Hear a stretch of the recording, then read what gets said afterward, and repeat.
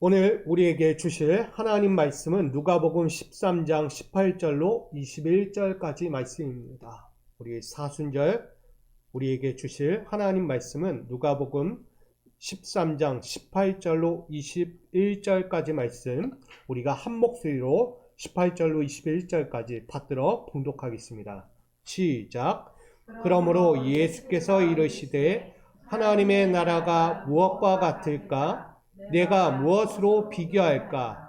마치 사람이 자기 채소밭에 갖다 심은 겨자씨 하나에 같으니 자라 나무가 되어 공중의 새들이 그 가지에 깃들였느니라. 또 이르시되 내가 하나님의 나라를 무엇으로 비교할까? 마치 여자가 가루 서말 속에 갖다 넣어 전부 부풀게 한 누룩과 같으니라 하였더라. 아멘. 할렐루야. 우리 미소가족 여러분들에게 다시 한번 하나님이 주시는 축복이 가득 넘치기를 간절히 소망합니다. 여러분, 신앙의 여정에서요, 때로는 우리에게 다가오는 것들이 있다면 비뚤어진 시대일지 모릅니다. 그런 비뚤어진 시대일지라도 그 가운데서 흠없고 온전한 성도가 되어서 생명의 말씀을 붙들고 날마다 빛과 소금으로 더욱 살아갈 수 있는 저와 여러분 되기를 간절히 축복합니다. 여러분, 살면서 가장 한 번쯤 묻고 싶은 이야기, 한 번쯤 되묻는 이야기가 하나 있습니다. 그것은 바로 이야기가 아닐까. 가진 것 같으나 가진 것 같지 않은 심정을 이야기합니다. 여러분, 가진 것 같은데 가진 것 같지 않다. 좀 쉽게 얘기하면 배고파서 맛있게 먹었어요. 배고파서 막 먹었어요. 근데 먹었는데도 배가 부를까요, 안 부를까요? 여전히 배가 고프다는 거예요. 바로 그런 거예요. 열심히 먹었는데 먹은 만큼 배가 부르지 않은 마음, 뭔가 허전한 마음을 갖고 있는 상태. 왜 먹었는데도 배고프지 않을까요, 여러분? 먹었는데 왜 배부르지 않을까요? 이유가 뭐라고 생각하세요? 하나밖에 없습니다. 맛이 없어서. 먹었음에도 배가 부르지 않다는 것은 배만 채워졌지 뭔가 나에게 만족을 주지 않고 있다라는 것을 보여준 거죠. 결국 맛이 없으면 허전할 수밖에 없어요. 결국 다른 것도 찾게 되기 마련이라는 것이죠. 저는 여러분들에게도 가진 것 같은데 왜 가진 것 같지 않은 신앙생활을 하고 있을까? 염려에 빠질 수 있습니다. 우리가 부단한 노력과 땀을 흘리면서 그렇게 두 손 가득 모으면서 살아왔음에도 불구하고 여전히 허전한 마음을 가질 때가 있다는 거죠. 여러분, 일상을 살면서 여러분 열심히 노력했잖아요. 근데 현실은 어떠죠? 여전히 내가 열심히 하면서 모았음에도 불구하고 내 손에는 갈라졌어요. 내 손은 갈라지고 거칠어진 빈손 외에는 없다라는 것입니다. 때로는 여러 모양의 과도한 욕심들로 두 손 가득 모았지만 현실은 막상 버리지도 못하고 갖고 있기도 뭐한 벅찬 무거운 손이 되고 말았다라고도 이야기합니다. 열심히 들었는데, 열심히 해서 얻었는데 때로는 뭐 하다고요? 버리기도 뭐하고 안 버리기도 뭐한 것. 있으나 마나한 것이 있다는 거예요. 제가 노래 중에 일부가 있더라고요. 바램이라는 이 노래가 하나 있는데 이 노래 가사의 일부를 제가 잠깐 읽어드리겠습니다. 내 손에 잡은 것이 많아서 손이 아픕니다. 등에 짊어진 삶의 무게가 온몸을 아프게 하고 매일 해결해야 할 일 때문에 내 시간도 없이 살다가 평생 바쁘게 걸어왔으니 다리도 아픕니다. 라는 문구가 있더라고요. 이 가사를 보면서 한번 생각했어요. 열심히 살았는데 열심히 산 느낌이 들지 않는다는 거예요. 내 손에 잡은 것이 있는데 뭐예요? 손만 아픈 거예요. 등에 짊어진 삶은 너무 힘겨워서 몸만 아픈 거예요. 결국은 매일매일이 힘겨웠다라는 것입니다. 이것은 한마디로 이렇게 이야기할 수 있습니다. 욕심의 끝은 만족이 없다라는 것입니다. 사람이 거대한 돈가방을 갖고 다녀요. 여러분들에게도 혹시 가방 하나씩은 다 갖고 계실 거라고 생각해요. 여러분들에게 007 가방 하나씩 드린다면 얼마나 거 갖고 다니고 싶으세요? 007 가방. 007 가방에 뭐가 들어가요, 여러분? 거의 돈이나 서류가 들어가잖아요. 아마 여러분들이 007 가방 하나씩 다 쥐어주면 거기다가 내가 원하는 만큼 다 거기다 넣을 거예요. 이왕이면 돈 넣으면 좋잖아요. 내가 원하는 만큼 그냥 꽈득꽈득 넣어가지고 들고 다닐 거예요. 근데 여러분, 들고 다니면 뭐합니까?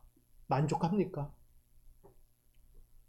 그 가방을 이렇게 딱 짊어지고요, 끝까지 버티는 거예요. 어떻게? 불만스러워요. 왜? 편하지 않거든요.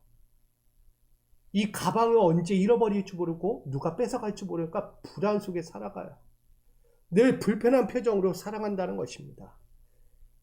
갖고 있어도 여전히 불만족스러운 상태로 매일매일 불안과 갈등과 때로는 어려움들로 살아간다는 것을 이야기하는 것이죠. 여러분, 그러기에 우리는 다른 생각을 가져야 합니다. 또한 다른 모습으로 살아가야 되지 않을까라는 생각을 갖게 됩니다. 부단한 노력과 땀의 과정들로 얻은 거대한 일상과 신앙들을 마주할 때마다 여러분들에게 기쁨과 만족을 더욱더 배가시키는 그 삶이 되어지기를 간절히 소망합니다. 그냥 얻은 것이 아니고요, 그 기쁨과 삶이 배가 될 수 있어야 된다고 생각합니다. 단순히 갖고 있으면 의미가 없어요. 그 가진 것으로 어떻게 해야 돼요? 007 가방을 열어서 쓰셔야 돼요. 마음껏 즐기시라는 거예요. 인생에게 주어진 삶은 짧습니다. 그 짧은 시간 동안에 부단히 노력하는 것으로만 끝내지 말라는 거예요. 그 얻은 노력으로 여러분들에게 만족한 그 삶을 누릴 수 있어야 한다는 것입니다. 자신의 삶을 넘어서 이제는 또한 이웃과 세상의 모든 영역 안에서도 그 기쁨과 은혜를 전가시키는 사람이 되어야 될 줄 믿습니다. 저는 그 사람이 누굴까? 바로 축복의 사람들이라고 여깁니다. 축복을 가진 사람들은 나눌 줄 알고요, 그 축복을 가진 사람은 어떻게 살아야 될지도 안다는 것입니다. 결국 매 순간을 보람 있게 보낼 수밖에 없는 것이죠. 저는 그런 의미에서 오늘 우리가 미수교회가 창립 10주년을 맞이했잖아요. 지난주에 우리가 창립 10주년 예배를 드렸는데 이 연계해서 우리가 좀 같이 보고자 합니다. 저는 이 창립 10주년을 맞이한 우리 미수교회와 성도님들에게 하나님의 말씀과 은혜로 얻은 것이 무엇일까? 하나님의 말씀과 은혜로 여러분들에게 주어진 은혜가 무엇입니까? 어떤 것이 있을까 한번 돌아보게 됩니다. 분명한 것은 기쁨과 만족이 있어야 되는 거예요. 신앙생활을 해왔는데 열심히 목회를 했고 열심히 목양을 했고 열심히 교회에서 헌신하고 봉사했는데 기쁨과 만족이 없다면 그냥 교회에 온 거고 교회에 속한 거고 교회의 일원밖에 되지 않은 거예요. 그러나 진정한 기쁨과 만족을 누렸다면 여러분들에게 진정한 쓸모있는 인생, 정말 잘 살았다, 믿음생활 잘했다라는 그런 격려가 들려질 거라고 믿습니다. 여러분, 우리 기쁨과 만족들로 내면을 더욱 깊이 세워갈 수 있는 자리가 되기를 소망합니다. 그 자리는요, 바로 우리 안에서만 머무는 것이 아니라, 이 교회 안에만 머무는 것이 아니라 이 지역과 나라를 넘어 세계까지 뻗어가는 하나님 나라의 확장이 이루어져야 한다는 것을 분명히 말하고 있는 것입니다. 여기 여러분들에게 한번 이런 질문을 해보고 싶습니다. 이 세상은 어떤 세상이라고 생각하십니까? 세상이라는 것. 세상은요, 기회와 도전이 있습니다. 그러나 불완전하고 기약이 없는 곳입니다. 아름다움과 희망이 있습니다. 그러나 시련과 절망을 마주하는 곳입니다. 사랑과 연합이 있지만 상처와 갈등도 함께 공존하는 것이 세상이라는 것입니다. 이해되십니까?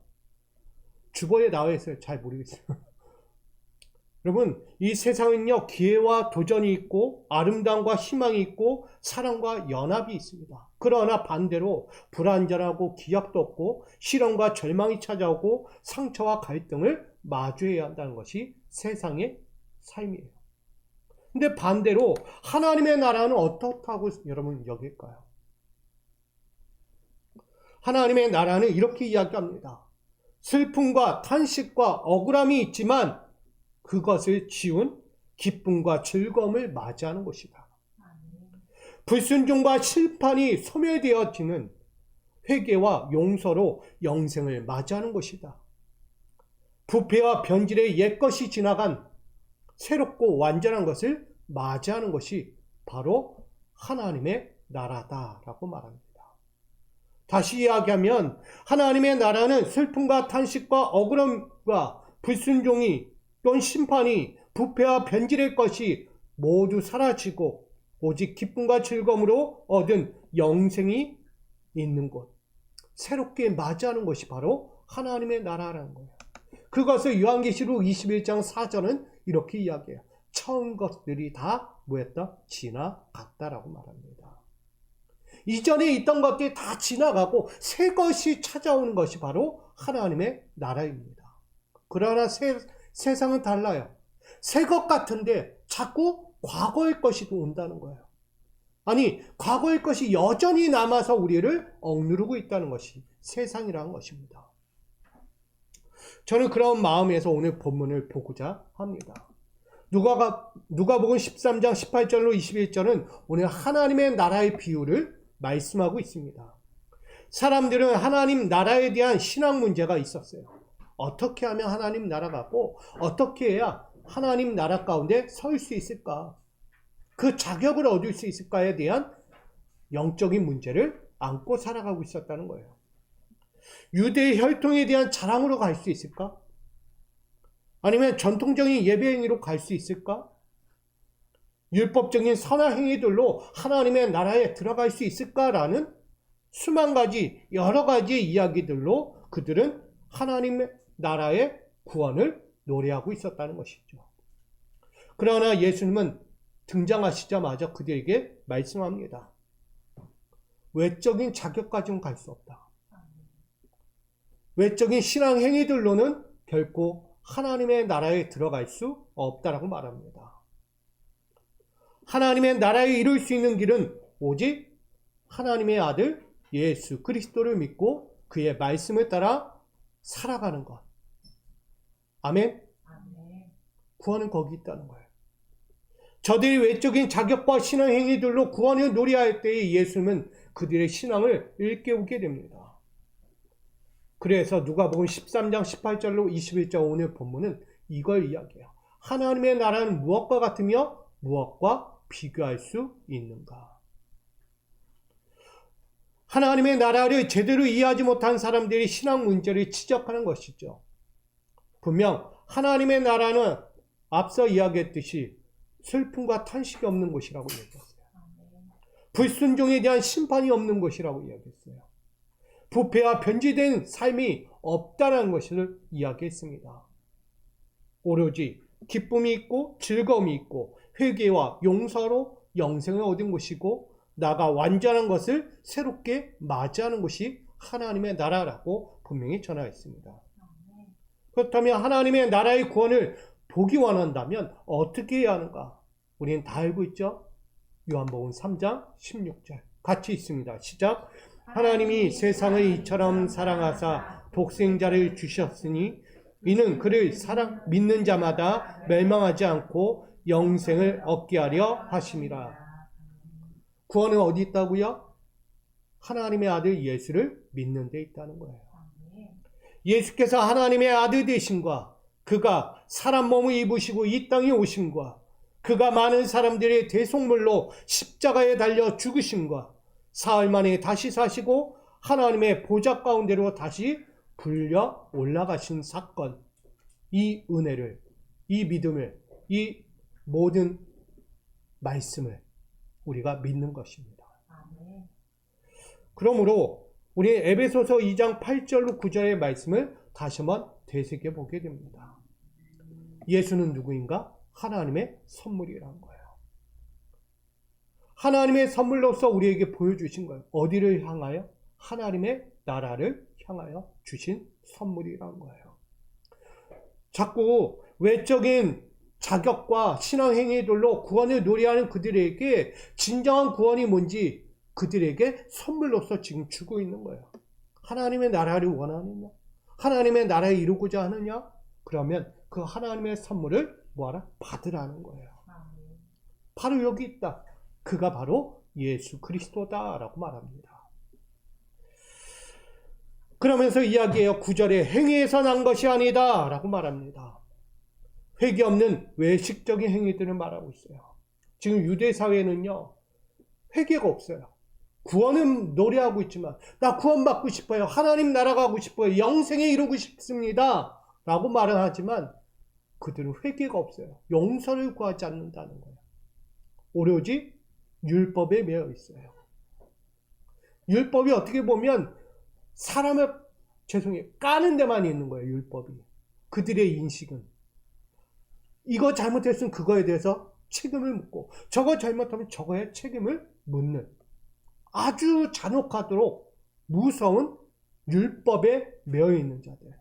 그러니까 우리가 쉽게 얘기해도 많이 이야기하는 게 뭐예요? 손이 잘못하면 어떻게 해요? 이거 자르는 거예요. 발이 잘못하면 발을 잘라내는 거. 눈이 잘못하면 눈을 빼버리게 하는 것이 율법의 아주 극도한 규칙이라는 거예요. 그들은 그렇게 무서운 율법으로 바꿔버린 거예요. 하나님의 율법은 그런 율법이 아닙니다. 하나님의 율법은 사랑 가운데 있는 거예요. 품으라는 것이죠. 율법은 그 범죄의 행위 가운데, 그 잘못되어가는 행위 가운데 빠지지 않도록 이끄는 게 율법이죠. 근데 그것으로 사람을 정죄하고 미워하고 비판하고 심판하는 데 있는 율법이 아니다는 것입니다. 그러기에 예수님께서는요, 회개도 없는 그들에게 말하는 거예요. 왜 사랑도 없고 용서도 없고 그들에게 선한 영향력을 미치지 못하는가? 여러분, 하나님의 나라를 볼 수 없는 외식적인 행위, 회개 없는 행위들을 지적하고 있는 거예요. 특별히 예수님께서 전하는 하나님의 나라는 죽어야만 가는 곳이고 죽어야만 볼 수 있는 곳이 아니다는 거예요. 하나님의 나라는 어떻게 보는 것인가? 하나님의 나라는 어떻게 가는 것인가를 분명히 말하고 있죠. 그것은 우리 가운데 존재하고 있는 영광의 나라라고 분명히 말씀합니다. 우린 누가복음 17장 21절을 그래서 잘 알고 있습니다. 같이 읽어볼까요? 시작. 또 여기 있다 저기 있다고도 못하리니 하나님의 나라는 너희 안에 있느니라. 아멘. 오늘 예수님은 하나님의 나라가 여기 있다 저기 있다 하지 말라는 거예요. 어디 안에 있다? 너희들 안에 있다. 어떻게 하면 갈 수 있어요? 무엇을 해야만 갑니까? 내가 이렇게 선한 일도 했고 좋은 일도 했고 좋은 영향력도 미쳤는데 왜 나는 하나님 나라에 이르지 못합니까? 라고 묻는 거예요. 그러나 진리는 바로 여기 있죠. 바로 우리 안에 있다는 거예요. 우리 안에 있다는 것은 무엇을 이야기합니까? 바로 하나님의 나라와 그 통치를 이루신 구원의 본체 예수 그리스도를 내 안에 모시는 거예요. 그게 바로 하나님의 나라입니다. 다시 말하면 예수 자체, 예수의 본질이 바로 하나님의 나라입니다. 예수님을 그냥 인간적인 예수로 보면 안 되고요. 예수님은 곧 하나님의 나라다라고 보시면 됩니다. 메시아로 영접하는 자, 그를 모시는 자가 바로 이미 하나님의 나라 가운데 거하고 있다, 임하여 있다라고 말합니다. 그러니 이 순간에도 우리는 하나님의 나라를 경험하며 그 안에 살고 있다라고 말하고 있는 것입니다. 그러므로 우리 하나님 나라에 속한 사람들로 다시 서야 될 거라고 믿습니다. 하나님 나라에 있는 자, 하나님 나라를 모시고 살아가는 자들은 다르다는 거예요. 어떻게 해요? 디모데전서 6장 11절 우리는 이렇게 증거합니다. 오직 너 하나님의 사람아 위와 경건과 믿음과 사랑과 인내와 온유를 따르며 믿음의 선한 싸움을 싸우라. 영생을 취하라. 이를 위하여 내가 부르심을 받았고 많은 증인 앞에서 선한 증언을 하였도다. 아멘. 하나님의 뜻을 따라서 부르심의 삶을 살아가는 자들이 되라고 말합니다. 여러분들 그냥 불려진 것이 아니고요. 하나님의 뜻 가운데서 불려진 자들이에요. 뭐를 위해서? 위와 경건과 믿음과 사랑과 인내와 온유, 이 모든 삶을 따르기 위해서 불려진 자예요.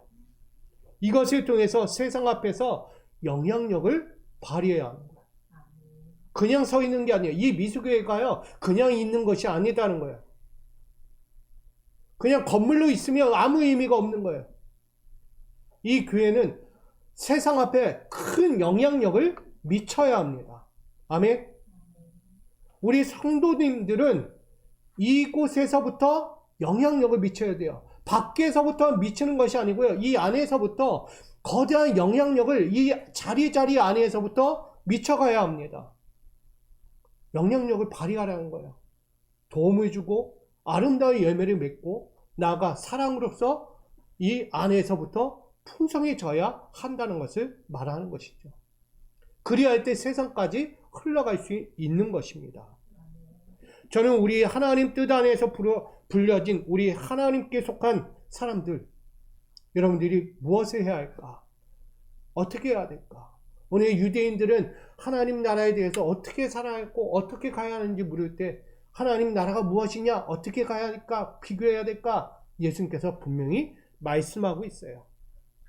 그러기에 우리 하나님 나라에 속한 사람들은 이 땅에서 다시 한번 하나님의 뜻을 이루며 다시 한번 살아갈 때에 그저 그런 사람들, 있으나 마나한 사람들, 때로는 불필요한 사람들이 되지 않기를 부탁드립니다. 요즘 그렇게 불려지잖아요. 교회가 있으나 마나하다고. 교회가 불편하대요. 그래서 요즘에 개척도 못합니다. 교회를 안 받아요. 상가에 교회에 들어간다 그러면 교회요? 싫어요 한다. 교회 오지 말라는 거예요. 교회가. 다른 거는 다 사업장들 다 돼도 교회만은 오지 말라는 거예요. 근데 잘 생각해 보세요. 교회가 월세 잘 냅니까? 못 냅니까? 잘 내요. 교회가 이웃 같은 사업장들이 있을 때 거기에 영향력도 가장 많이 미치는 게 교회예요. 근데 그런 교회들을요, 받지 않는다는 거예요. 그냥 거부해요. 교회자만 들어가면 그냥 거부. 요즘 그렇다는 거예요. 여러분, 얼만큼 이만한 이 시대 가운데서 교회가 그저 그렇게 불편하게 있으나 마나한 그런 교회처럼 세워져 가고 있는지를 참 안타깝게 여겨집니다. 그 이유를 세상에서 찾지 말라는 거예요. 바로 우리가 그 안에 있다. 우리의 문제다. 우리가 다시 한번 잘 변화되지 않으면 세상은 계속해서 그렇게 갈 거다. 우리 교회가 바뀌어야 세상도 바뀌는 거예요. 세상이 먼저 바뀌기를 원하지 마십시오. 교회 안에서 우리 안에서부터 바뀌어질 때 영향력은 가는 거예요. 하나님 나라의 목적을 실현하는 중요한 존재들이기 때문이에요. 하나님의 사람들은 소금이 맛을 내듯이 사람들이 일상과 신앙생활에서 기쁨과 만족들로 경험되어질 수 있어야 합니다. 때로는 송이꿀보다 더 달 수밖에 없는 생명의 말씀을 가지고 맛을 낼 수 있어야 합니다. 이 이야기는 뭐냐면 여러분들이 말씀은 들어도 말씀을 듣는 것을 끝나지 말라는 거예요. 쥐기만 하지 말라는 거예요. 말씀을 뭐예요? 맛을 낼 수 있어야 돼요. 나와 같이 신앙생활하는 이들에게 맛을 낼 수 있어야 되고 또 나와 함께하는 이웃 공동체에게 맛을 낼 수 있는 말씀의 맛을 가진 사람이 되어야 되는 거예요. 요리 잘하시잖아요. 우리 여성분들은. 내 사랑하는 이들에게 맛을 잘 내주냐. 음식 하나를 하더라도 맹탕을 주지 않을 거예요. 먹던지 말던지 하면서 주지 않아요. 이렇게 맛있는 거, 야, 먹으면 얼마나 기분 좋을까 하면서 주잖아요. 정성껏 끓여가지고. 똑같은 거예요. 오늘 우리 믿음의 사람들은요, 하나님의 말씀으로 맛을 내는 사람들이에요. 세상 앞에 그렇게 내셔야 돼요. 소금과 같이 맛을 낼 수 있는 저와 여러분 되기를 소망합니다.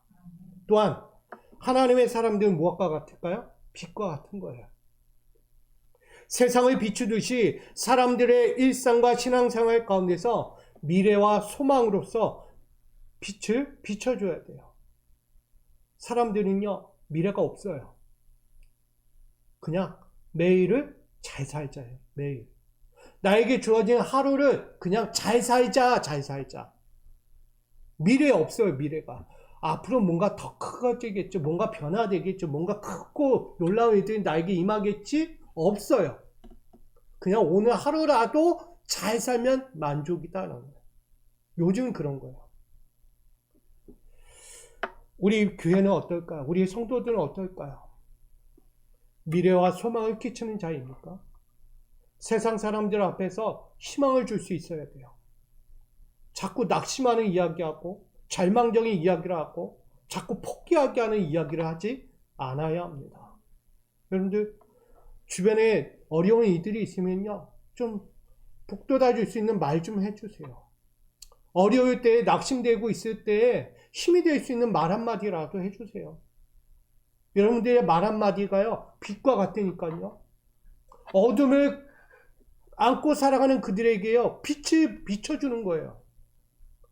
넘어질 것 같고 절망하여 쓰러질 것 같은 그에게요, 다시 일어서고 다시 달려갈 수 있는 힘이 된다는 거예요.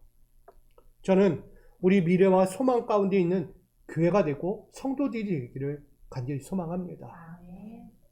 왜냐하면 우리는 이미 예수님의 가르침을 받았어요. 아멘. 예수님의 가르침을 받았어요. 그리고 믿음의 선한 행실이 무엇인지도 압니다. 그러니까 오늘 여러분이 서 있는 곳에서 하나님이 주신 그 진리의 말씀을 들고 사랑과 용서와 그 가르침을 통해서 다시 한번 세상을 빛과 소금처럼 이끌어갈 수 있는 저와 여러분 되기를 간절히 소망합니다.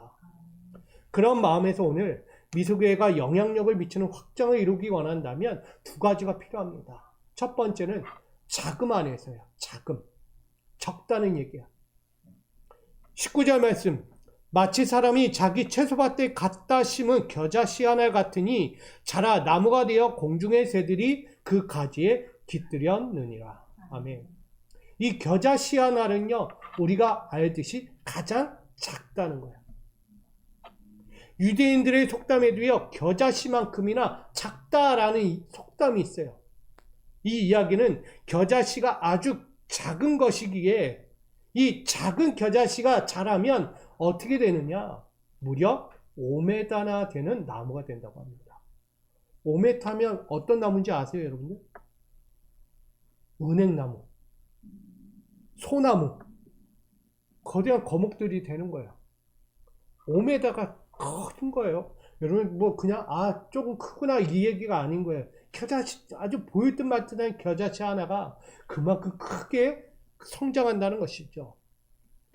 이처럼 채소밭에 심은 작은 겨자씨 하나가 거목이 되어서 나중에는 공중의 새들이 와서 깃들이는 쉼을 얻는 장소가 된다는 것입니다. 결국 하나님의 나라를 이 겨자씨 하나에 비유했다는 이 예수님의 말씀은 외관상 작아 보이고 주의 깊게 눈여겨보지 않으면 어떠한 예측도 할 수 없을 만큼 미약한 존재로만 보일 수밖에 없다는 거예요. 다시 말하면 그냥 작게만 보는 거예요. 아무것도 할 수 없는 것. 겨자씨 하나리 뭐가 되겠어? 그냥 좀 있으면 타다 없어지던가 밟혀지던가 그냥 물에 쓸려 떠내려 가겠지 라고 생각할 수 있는 거예요. 주의 깊게 보지 않고 그것을 관찰하지 않으면. 근데 하나님의 나라는 다르다고 이야기해요. 훗날 사람들의 예측이 완전히 빗나갈 만큼 상상과 기대 이상을 초월하는 놀라운 믿음과 화평과 변화와 성숙을 이룬다고 말합니다. 공중의 새들이 와서 깃들인다는 것은 무엇을 이야기합니까? 사람들에게 귀한 영향력을 미친다는 이야기를 하고 있는 거예요. 보잘것없어 보이는 아주 미약한 영향력이라고 이야기하지만 그 미약한 영향력이 훗날에 거대하게 영향력을 발휘하는 거예요. 저는 여러분들도 마찬가지라고 생각합니다. 누구에게 내가 큰 영향력을 미치는 사람일까? 한번 고민해 봐요. 가장 내가 필요한 사람일까? 내가 없으면 과연 감당이 될까? 한번 좀 생각해 보지 않겠어요? 왜? 그냥 농이에요. 내가 이 교회 떠나면 과연 버틸 수 있을까? 내가 떠나도 이 교회가 과연 살아남을 수 있을까? 그걸 뭘로 보고 있는 거야? 겨자씨 하나로 보고 있는 거야. 미약한 것. 근데 우리가 시야를 바꾸면 돼요. 내가 떠나도 이 교회는 더욱 든든히 세워져 갈 거야. 왜? 하나님이 함께 하시는 교회니까. 하나님이 붙들어 주시는 교회니까요. 사람이 붙잡고 사람이 이끌고 사람이 주관하는 교회가 아니라 하나님이 이끌고 하나님이 붙들고 하나님이 이끌어 가시는 교회이기 때문입니다. 여러분, 미술교회는 그런 교회예요. 예수님들의 십자가 사역 중심 가운데서 어떻게 했냐면 복음의 처음 일꾼들을 12명밖에 세우지 않았어요. 하나님이 보실 때 야 예수야 12명 가지고 무슨 복음 사역을 하겠니? 라고 얘기했겠어요? 야 12명 가지고 어떻게 복음 사역이 돼? 하나님 나라 어떻게 전할 거야? 구원을 어떻게 이룰 거야? 라고 얘기하지 않았다는 거예요. 하나님이 침묵하셨어요. 그냥 잠잠히 바라만 보시고 계셨어요. 그리고 예수님에게 지혜와 권능을 계속해서 입혀주셨어요. 그래서 예수님은요, 그 작은 12제자만 데리고도요, 결국은 큰 역사를 만들어 갔습니다. 그게 복음사역이잖아요. 12명이 몇 명이 됐어요? 12명이 몇 명이 됐어요? 숫자로 따지면 수많은 무리들이 일어났어요. 상상할 수 없는. 하나님을 믿는 자리 일어났다고요. 여러분, 예수님의 사역 중심에도 작아 보이는 12명이 아닌 거예요. 그 이상의 배가 풍성한 열매로 구원받는 자리에 태어났다는 거예요. 우리 속담에도 작은 고추가 맵다라는 이야기가 있습니다. 외관상 작죠. 약해 보이고요. 아무것도 되지 않을 작은 고추처럼 보여져요. 그러나 의외로 강하다고 이야기합니다. 그래서 능력이 뛰어나다는 뜻을 갖고 있는 것이 작은 고추가 맵다라는 속담을 사용해서 많은 사람들이 쓰고 있습니다. 저는 미소교회가 작아 보이고 볼품없어 보인다고 여기지 않습니다. 어떠한 영향력도 발휘할 수 없는 미약한 교회라고 보지 않습니다. 아멘. 미소교회는요, 아무도 예측할 수 없을 만큼 큰 믿음과 복음의 확신을 가진 교회라고 믿습니다. 아멘이 작아요. 저희 미소교회는 뜨거운 교회예요. 아멘. 사무엘상 14장 6절에 이렇게 이야기해요. 사람이 많고 적음에 있지 않다. 하나님의 나라가요, 사람이 많고 적음에 있지 않다는 거예요. 구원이 사람 많고 적음에 있지 않다는 거예요. 예수님의 12제자가 그랬대요. 겨자씨 한 알이 그랬다는 거예요. 여러분, 사람이 많고 적음, 재정이 많고 적음, 헌신이 많고 적음에 좌우되지 않는 교회예요. 오로지 하나님께서 공급하시는 복음과 은혜들로 힘써 사명을 감당하는 교회입니다. 그래서 어느 누가 찾아올지라도 이 교회만 들어오면 위로받고요, 활력을 얻고요, 화평을 누리고요, 함께하고 싶은 교회 될 줄 믿습니다. 그게 영향력 있는 교회예요. 그냥 힘만 가졌다고, 재정만 가졌다고, 사람만 많다고, 뭔가 되어졌다고만 영향력을 발휘하는 게 아니에요. 영향력을 발휘하려면 또 다른 아주 세밀한 능력이 필요한 거예요. 여러분, 그게 바로 겨자씨 한 알이라는 거예요. 볼 수 있어야 돼요. 겨자씨 한 알의 미래가요, 공중의 새들로 깃들일 수 있는 쉼의 장소가 되었습니다. 저는 이것처럼 미수교회도 미래에 우리 구원받기 위해 찾아오는 많은 사람들에게 쉼의 장소가 되었으면 좋겠습니다. 이 교회만 들어오면 나가기 싫은 교회. 아멘. 이 교회만 들어오면 위로받고 기쁨이 넘치는 교회가 됐으면 좋겠고, 제가 늘 이야기하잖아요. 저희 교회 들어온 분들은 다 잘 됐으면 좋겠다고, 복 받았으면 좋겠다고 이야기합니다. 거짓말이 아닌 거예요. 한번 지나갔다라도 잘 됐으면 좋은 거야. 안 되면 너무 마음이 아픈 거예요. 왜 우리 교회에 왔다가 떠나면 안 될까? 있을 땐 잘 되다가 떠나면 자꾸 안 되는 일들이 자꾸 들리는 거예요. 하나님께서 뭐 하셨나? 그건 아니겠죠. 여러분, 우리 모두에게 이 미소교회가 그런 교회가 되기를 소망합니다. 겨자씨 하나는요, 작아 보여도 어마어마한 거예요. 미래를 보아야죠, 미래를. 저희 미소교회를 미래를 볼 수 있는 교회가 되기를 소망합니다. 두 번째로, 능력 안에서예요. 미소교회가 영향력을 미치는 확정을 이루려면 능력을 가져야 합니다. 21절에 마치 여자가 가루 서말 속에 갖다 넣어 전부 부풀게 한 누룩과 같은 이라 하셨더라. 유대인들의 실생활에서 누룩은 빠질 수가 없었어요. 식생활에서 누룩을 넣어야만 가능했어요. 왜? 혼자 먹는 게 아니니까. 같이 먹어야 되니까. 가족과 함께 공동체 생활을 해야 하니까. 누룩은 뭐 하는 거예요? 발효제예요. 부풀게 하는 효력이 있어요.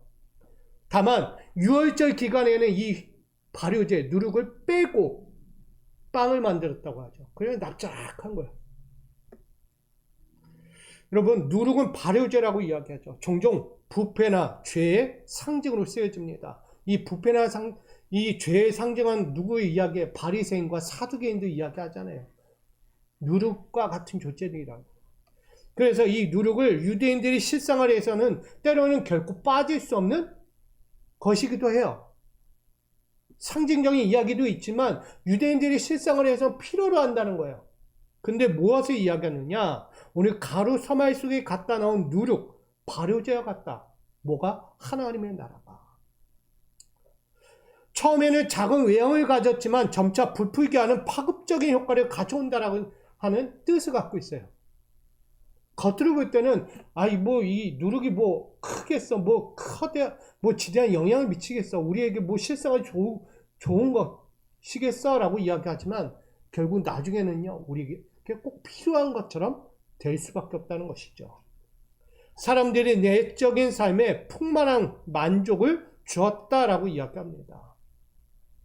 다시 이야기하면 하나님의 나라를 이야기할 때 이 가루 서말 속에 갖다 넣은 누룩은 결국 믿음이에요. 예수라는 존재가 바로 그와 같다는 거예요. 예수님은 보잘것없어 보여요. 세상 사람들이 볼 때. 저 예수가 뭐 하겠다고. 저가 하나님의 아들이 돼. 저가 뭐 사람들을 많이 고치고 병든 자를 고치고 죽은 자도 살렸대. 와, 기적적인 일을 했대. 그냥 인간적인 모습에서 보는 거예요. 그저 그런 사람이에요. 뭔가 특별한 거, 우리보다는 특별한 일을 가졌네. 그렇게 보는 거죠. 근데 예수를 그렇게 보면 안 되는 거예요. 예수는 다른 분이에요. 가루 서말 속에 갖다 놓은 이 가루는요, 흰색을 띠고 크림색이에요. 그러나 누룩은 갈색이고 황갈색을 띠었다고 합니다. 절대 섞여서 보잘것 없는 거예요. 섞이면 보잘것 없어 보여요. 볼품이 없다는 거죠. 우리 깔끔한 게 좋잖아요. 단색 딱 깔끔한 거. 그냥 여러 가지 화려한 색깔이 섞이면 눈 아파. 보기 싫어하듯이. 똑같은 거죠. 그러나 그 누룩이 섞이는 그 순간 커다란 파급력 있는 모두에게 만족을 주는 것을 우린 보게 됩니다. 여러분, 하나님의 나라에 들어갈 사람들은 바로 이와 같은 거예요.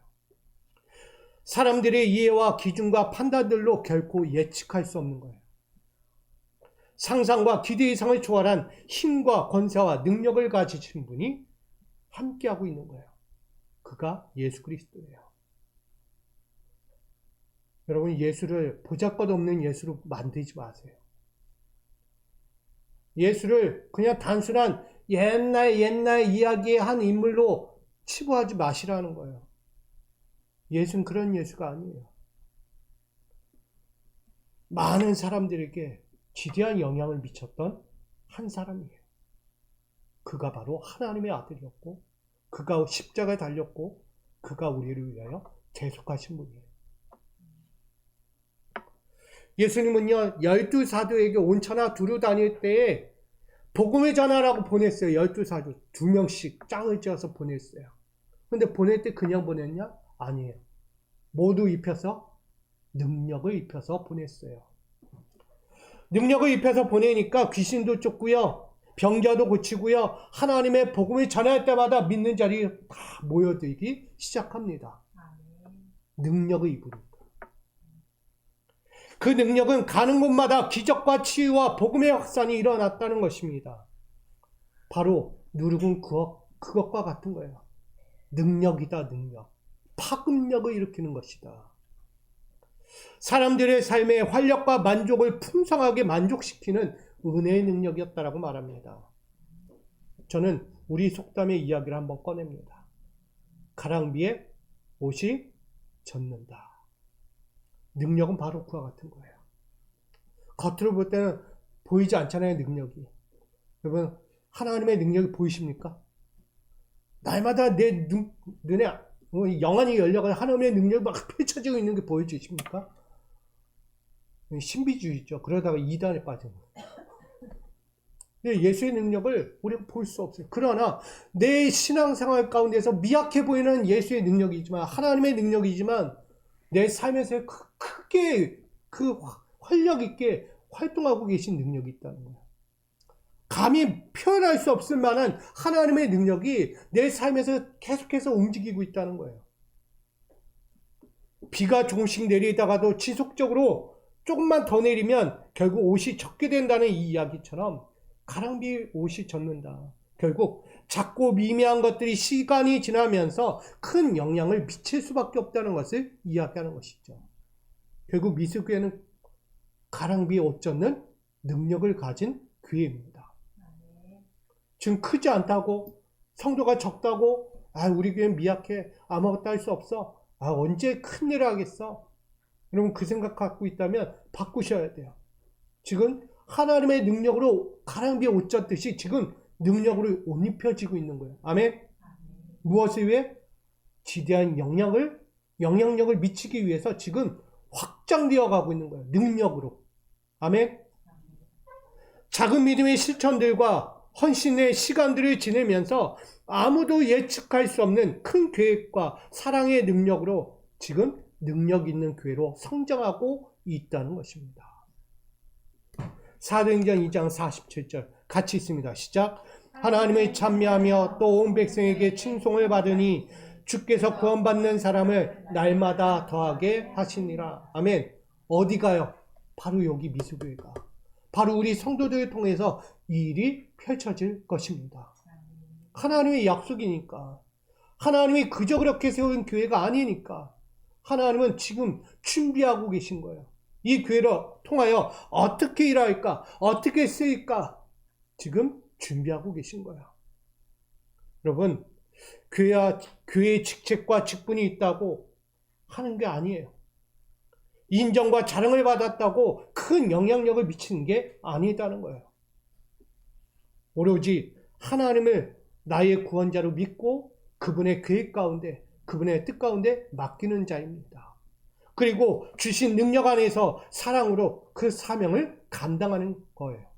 그리할 때 지금보다 더 나은 능력을 우리가 보일 수 있게 되는 것입니다. 저는 지금 이곳에서부터 복음의 능력을 갖추고 균형 있는 신앙을 통하여서 하나님 안에서 성장하는 미소교회가 되기를 간절히 축복합니다. 가루 서말 속에 갖다 넣어 전부 부풀게 하여 성장을 이루었던 것처럼 우리 미수교회도 복음의 능력으로 충만하여서 지역 성장에 앞장서는 거룩한 믿음의 장소가 되기를 주님의 이름으로 축복합니다. 정리합니다. 오늘 영향력을 미치는 확장을 이루자고 했어요. 세상 앞에 무슨 영향력을 미치려면 미치기 전에 먼저 우리 안에서 확장을 이루어야 되는 거예요. 갖춰야 하는 거예요. 그게 오늘 이야기한 것입니다. 고린도후서 10장 15절 바라는 것은 여러분의 믿음이 자람에 따라 우리의 활동 범위가 여러분 가운데서 더 넓게 확장되는 것입니다. 라고 세번역이 이렇게 증가합니다. 바울의 이야기예요. 성도들의 교회를 향하여 말하고 있어요. 너희들의 믿음이 자랄 때 우리의 복음의 사역도 범위가 점점점 확장되어 간다는 것을 말하고 있는 거예요. 결국 믿음이 있어야 한다는 거죠, 교회는. 저는 우리 교회도 마찬가지입니다. 교회 창립 10주년을 맞이하면서 하나님의 나라가 저기 있구나 여기 있구나 하지 말고 바로 우리 안에 있다. 멀리서 찾지 말고 지금 내 안에 있다. 하나님의 나라. 그 나라를 지금 어떻게 하는가? 하나님의 위로와 그 충만한 활력과 축복으로서 가야 합니다. 그래야 할 때 우리는 더욱더 활력이 있고 화평이 있는 그 교회가 될 줄 믿습니다. 세상 앞에 영향력을 미치고 싶습니까? 이 안에서부터 먼저 하십시오. 확장을 이루어야 가는 거예요. 이 안에서 풍성해지지 않으면 밖에서 절대 나눌 게 없는 거예요. 여러분 가방에 공기칠 가방에 가득 있어야 마음껏 나가서 쓸 거 아니에요. 아멘? 여러분 마음껏 쓰고 싶지 않으세요? 전 쓰고 싶어요. 가득 채워가지고 마음껏 나가서 드십시오. 누리십시오. 얼마나 좋아요. 기쁘지 않아요? 근데 줄 게 없어요. 가방은 큰데 들은 게 없어. 죄송합니다. 그러고 가고. 부끄럽지 않을까요? 가방은 큰데 든 게 없다면. 저는 미수교회가 그런 교회 되지 않고 정말 주님 안에서 세상 앞에서 크고 위대한 일들을 감당하기 위해서 지금 여기에서부터 갖춰야 될 것을 갖추고 가자는 거예요. 외적인 거 가지고 아니에요. 믿음이에요. 복음이에요. 사랑이에요. 하나님을 향한 순종 안에서 풍성해질 때 이 교회를 통하여 다시 한번 이 외적인 하나님의 나라가 더욱 확장되어 가지 않을까. 저는 그런 마음에서 여러분에게 전하였습니다. 오늘 두 가지 자금과 능력 안에서 시작하는 거예요. 크다고 되는 거 아니고요. 이 자금 안에서 겨자씨 같지만 그 겨자씨가 결국은 능력을 발휘하는 거예요. 파급력이 있는. 저는 여러분들이 그 자리에 있기를 원합니다. 겨자씨 하나 되십시오. 겨자씨 하나리 되십시오. 큰 거 되면요 바로 썩어요. 이미 익었기 때문에. 그러나 겨자씨 하나는 이제 시작이에요. 이제 시작해서 큰 일을 할 거니까 우리 미수교회와 함께 우리 성도들이 정말 자금과 능력 안에서 세상 앞에 모든 면에서 영향력을 미치는 확장을 이루는 건강한 미소교회 되기를 주님의 이름으로 간절히 축원드립니다. 이렇게 인사하고 마칩니다. 영향력을 미치는 확장을 이룹시다. 아멘. 이 안에서요. 밖에서 하지 마시고 이 안에서부터 하십시오. 사랑과 은혜 하나님, 자금과 능력 안에서 가장 위대한 하나님의 나라를 이루는 미소교회가 되고 성도들이 되길 원합니다. 우리에게 주신 믿음과 그 신앙의 복음과 가장 값진 사랑의 은혜를 가지고 다시 시작하고자 하오니 겨자씨 하나 갖고 정말 가루 사말 속에 넣은 누룩과 같은 그 인생들이지만 이젠 파급력 있는 교회로서 성도들로서 이제 먼저 이 안에서 내실이 확장되어지고 나아가 세상으로 영향력을 미칠 수 있는 우리 모두가 되도록 축복하여 주시옵소서. 가장 아름다운 일들로 함께 하실 걸 믿으며 예수 그리스도의 이름으로 기도합니다.